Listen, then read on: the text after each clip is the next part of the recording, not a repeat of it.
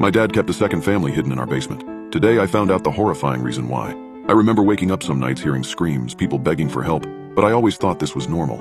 I understand how ridiculous that sounds, but it was all I'd ever known. I knew that every night my dad tended the leftovers from dinner with foil, got up without a word and carried the plate to the basement. I'd listen from my room as he lumbered down the creaking steps, held my breath to hear the muffled mumblings of his greeting. I knew that every morning he'd make the trip downstairs to see his second family off before work, then kiss me on the top of my head and ruffle my hair as he walked out. I knew that my dad had a second family in the basement, and it seemed so normal that I thought everyone else did too. I'll never forget the first time I asked my mom about them. "Mommy, why can't I play with the people in the basement?" The silence felt like it could be heard for miles. "We don't talk about them," she rushed, chasing the hurried statement with a lengthy drag off her cigarette. "You don't need to play with the kids, but the kids need Daddy." She paused again, the haunting image of her at a standstill etching itself into my mind permanently. Finally, she muttered, "Daddy needs them too." That night, I heard my mom shrieking at my dad in their bedroom. I was surprised that they didn't know that I knew, more shocked, frightened even, to find that they didn't want me to know. Most of all, they didn't want me to tell anyone at school, anyone at all, really. After that night, everything was different. My dad only tended the leftovers after dinner, only brought the food downstairs after I'd gone to bed. He stopped visiting them in the mornings altogether. My mom started acting differently too. I'd always noticed that she was distant from my dad. I'd always noticed how she bristled under his touch, how she stole away to the other side of the room whenever he entered. But it got worse after that.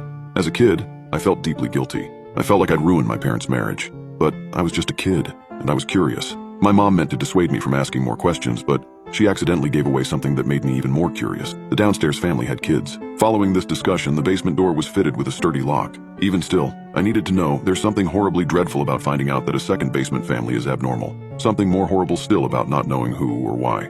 By the time I was 7, I made up my mind to get to the bottom of it. To avoid getting in trouble, I could only investigate when 3 conditions were met. I was home from school, my dad was still at work, and my mom wasn't around to catch me. These circumstances rarely overlapped. But the first time I came home from school to find that my dad's car wasn't in the garage and my mom's endless movement had driven her to the point of exhaustion, I threw off my shoes and crept to the basement door, quiet in my sock feet. And then I knocked. It was a quiet knock for fear of waking my mom from her nap. But it was a knock nonetheless. It was more than just a knock too. It was an initiation, an invitation, a confrontation of my life's greatest and most terrifying mystery. I jumped when a gentle knock returned from the other side. It was almost immediate. Like the person on the other side had been waiting for me. The thought froze me in place for a moment, but I knew I didn't have time to waste. My mouth felt suddenly of sandpaper and chalk, but I leaned into the door to whisper, "Hi, hi." It was a little girl, her voice sweet yet timid, like testing the keys on a piano for the first time. I'm Ricky. What's your name?" A long pause. "Lila. My brother's is Isaac, but he doesn't talk so good, but he's still little. Mommy says he'll start talking when he's ready." "There's 3 of you down there?" She replied simply, as if the entire situation felt as wholly normal for her as it had for me, on the opposite side of the basement door. "Daddy comes to visit sometimes though, so I guess there's 4. My eyes widened as a flurry of questions began to sprout in my mind, but I heard my mom start to stir in her room. I sped down the hallway and into the playroom. I busied my hands with my toys, but my mind was somewhere else. The sprouts of questions continued to grow rapidly, soon overtaking my thoughts like an unruly patch of weeds. And like weeds, the questions were stubborn, hard to impossible to get rid of. The roots of the situation and its implication unraveled, stretched through my whole body. Fear planted itself firmly in my belly as I was forced to confront the possibility that I didn't really know my dad, didn't really know my own family at all.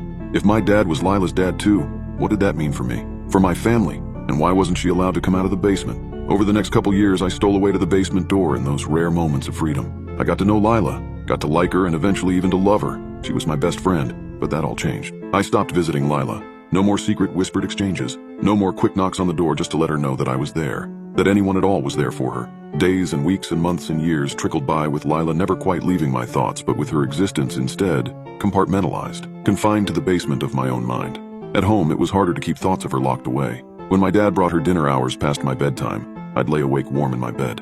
Sometimes I'd hear her scream. Sometimes I'd hear the tray clatter to the floor, the plate fracturing on impact. Sometimes I'd hear her crying awful, painful sobs while I assembled new Lego sets in the playroom. Sometimes she would call out my name. I'll never forgive myself for this.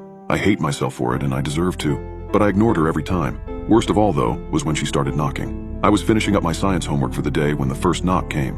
A quiet knock, but a knock nonetheless. An initiation, an invitation, a confrontation. My blood ran cold as I realized where it was coming from, who it was coming from. I hopped on my bike and didn't come home until dinner was on the table. That night, I heard my dad scream back at Lila for the first time, yelled for her to knock it off with all the knocking. He took care of her little brother and her mom, and that he could only do that if she stayed in the basement, if she stayed quiet. She wasn't persuaded though, and her knocking only grew more frequent and louder.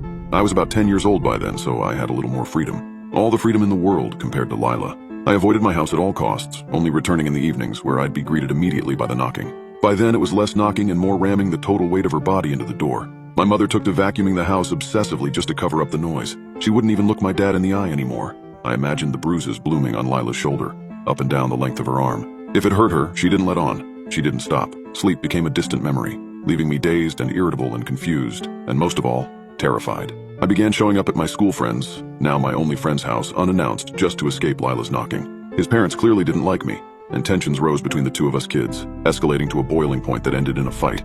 I slugged him in the gut, and he returned with the words that broke me, broke everything. A blow far more powerful than he could have delivered with small hands balled up into fists. My mom says you're an idiot, that your mom's a freak. I had to look up the words in my dictionary when I got home. I had to gather the courage to, once again, ask a difficult question. Mom, am I an idiot?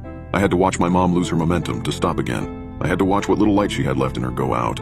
I had to sit there as she left the room. Had to sit there spilling hot tears as the knocking kicked up again, each powerful thrust against the door racking my mind, a painful reminder that Lila was coming for me. But my mom came back, and she returned with an old newspaper clipping in her hands, worn at the edges. She held it to her chest as she finally told me the truth about Lila, about Dad's second family in the basement. I was young, but I needed to know. My mom knew it too. Through choking sobs, she told me about my dad's old family, the one he'd had and made before he met her, the horrible mistake they'd made, the one that gave her the best thing she'd ever had in her life but took away 3 others, about how my dad's old wife was already skating on thin ice, her cries for help that went unanswered, how when she found out about what my mom and my dad were doing, that what little was left beneath her shattered, about how they couldn't have known, but about the guilt she carried regardless. Like a heavy backpack, Mom? Yes, sweetie, but I can never put it down, that Lila was dead, and Isaac too, that their mom had done that to them and then did it to herself too. My dad found them in the basement when he got home from work, that he'd never forgiven himself, and my mom never had either. That when they reappeared back in the basement like nothing had happened, even after their bodies were taken and buried all those years ago, they couldn't think of anything to do but to give them as normal of a life as possible. Yet another difficult question. But why do they have to stay in the basement? I found out later that evening, when my dad came home from work and unlocked the door. Lila came out of the shadows, and I flinched instinctively as I saw her face for the first time. Saw the gaping hole in her face where her left eye should have been. Isaac was little like Lila said, but the oozing wound to his jaw would have made it nearly impossible for him to speak if he had the chance to grow up. I was scared at first, but I put on my brave face and took Lila by the hand. I played with Lila and Isaac for the first time, shared my toys with them, laughed with them. I didn't meet their mom that day, but I would years later. Once she and Lila and Isaac knew what became of them, she struggled to cope. She doesn't come out often, but I treat her with kindness when she does. The woman I know her as now couldn't imagine doing what she did. My dad's second family still stayed inside, but they were no longer confined to the shadows of the basement after that day. They became less of my dad's second family as we all became one larger family that laughed and played and loved together. I don't live in that house anymore. I'm an adult now, with an enormous appreciation for all of the freedom and opportunities available to me that I once took for granted. I know my family is far from normal, even horrible and horrifying in many ways that I helped to perpetuate as a kid, but it's all I've ever known. I love them, all of them. I still visit whenever I can for birthdays and for Christmas and for summer vacations. And whenever I do visit, I take a moment to be grateful for the fact that when I knock on the front door, Lila opens it.